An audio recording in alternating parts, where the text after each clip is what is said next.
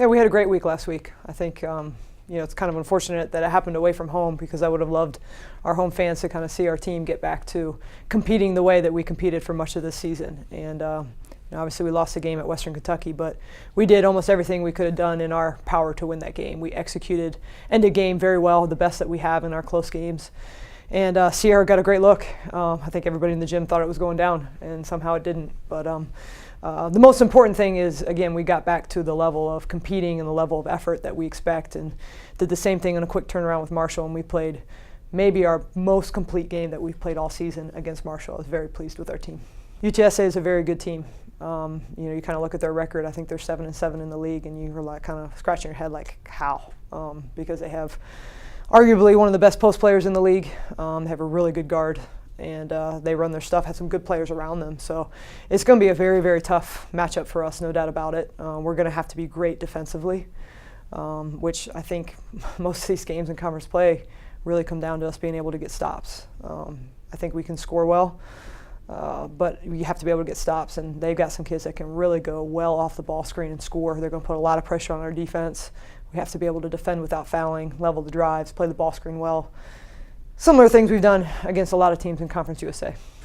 Well, I think that's part of our process. You guys have heard me in this room talk about our process, and that we really try to go one day at a time, one game at a time, and not focus on the outcome or the seeding or what's going to happen. And I think, I do think earlier in the season, in February, we got away from that a little bit, and we started to look at the standings, and we started to look at being in first place, and you started to hear that noise, and we didn't handle it the right way.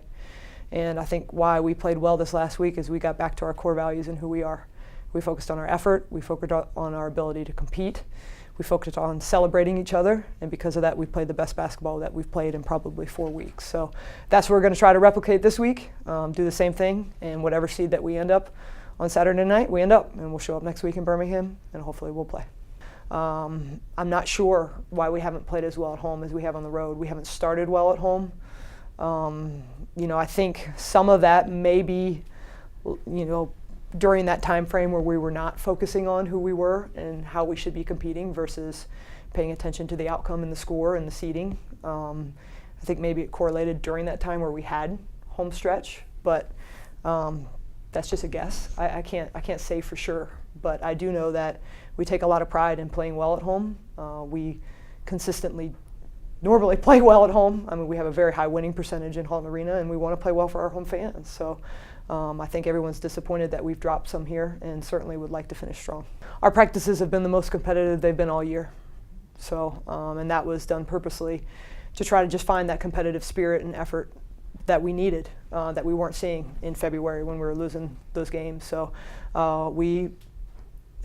previously on Mondays we would have gone light. Yesterday we went hard and we competed, and that's what we did last week. And like I say, we could see a very positive outcome from that. So that will be how practices will be for the rest of the year.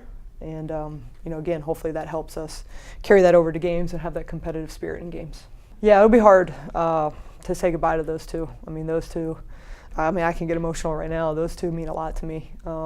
Kids I've coached for 4 years, and who have been a big part of helping me implement our culture and our program here.